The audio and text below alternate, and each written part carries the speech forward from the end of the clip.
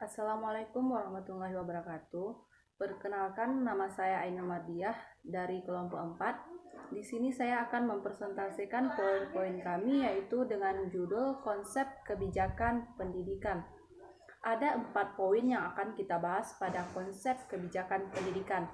Yang pertama yaitu pengertian kebijakan pendidikan.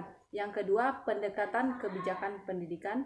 Yang ketiga, karakteristik kebijakan pendidikan. Dan yang keempat, proses kebijakan pendidikan. Langsung saja yang pertama yaitu pengertian kebijakan pendidikan. Yang pertama yaitu menurut Fredrickson dan Hart, ia mengatakan bahwa kebijakan merupakan suatu tindakan yang mengarah pada tujuan yang diusulkan oleh seseorang, kelompok, pemerintah dalam lingkungan tertentu sehubung dengan adanya hambatan-hambatan tertentu sambil mencari peluang-peluang untuk mencapai tujuan atau mewujudkan sasaran yang diinginkan.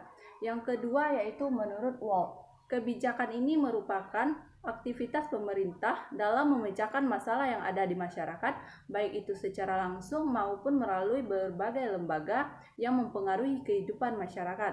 Yang ketiga yaitu menurut Charles Fregut, ia mengatakan bahwa kebijakan ini merupakan suatu pertimbangan yang didasarkan atas sistem nilai dan beberapa penilaian yang bersifat melembaga. Jadi dapat kita simpulkan bahwa kebijakan pendidikan adalah suatu aturan-aturan tertulis yang diputuskan oleh pemerintah yang berfungsi untuk mengatur dalam bidang pendidikan atau yang terkait dengan pendidikan. Yang kedua pendekatan kebijakan pendidikan. Ada 2 pendekatan kebijakan pendidikan. Yang pertama, pendekatan empiris. Pendekatan ini lebih ditekankan pada penjelasan berbagai sebab akibat dari suatu kebijakan tertentu dalam bidang pendidikan yang bersifat faktual.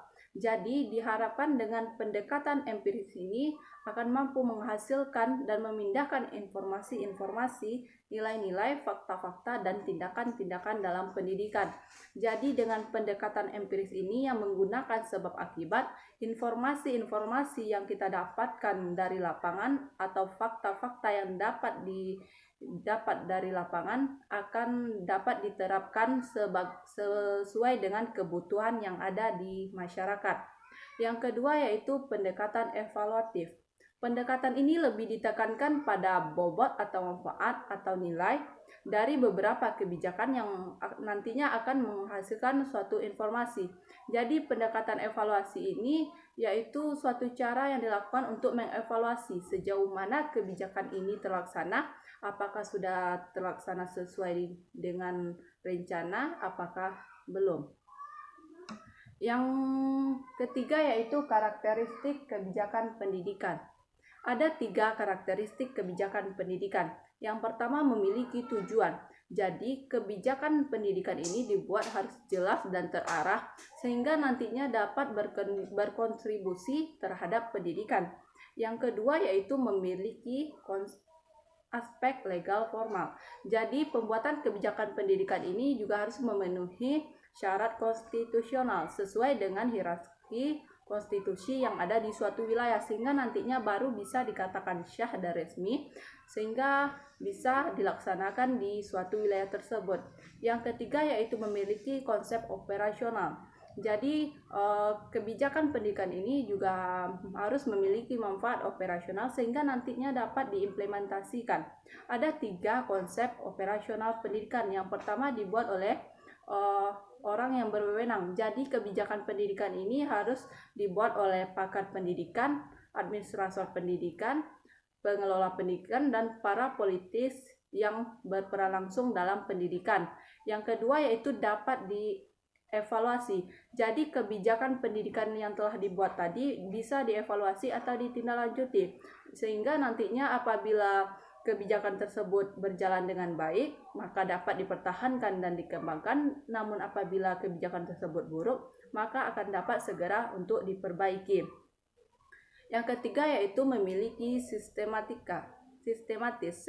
Maksudnya di sini yaitu kebijakan ini harus memiliki sistematis yang jelas sistematika yang jelas terkait dengan seluruh aspek yang ada di dalamnya.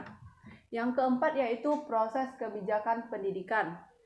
Ada 3 tahap dalam proses kebijakan pendidikan. Yang pertama, tahap formulasi.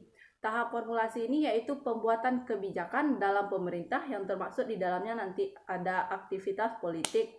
Yang kedua yaitu tahap implementasi, yaitu cara yang dilaksanakan agar sebuah kebijakan yang telah dibuat tadi dapat terlaksana dan dapat mencapai tujuannya. Yang ketiga yaitu tahap evaluasi, yaitu proses untuk mengetahui sejauh mana keefektifan kebijakan yang digunakan agar nantinya dapat dipertanggungjawabkan kepada semua pihak. Mungkin hanya itu penjelasan dari saya. Saya tutup dengan Assalamualaikum warahmatullahi wabarakatuh.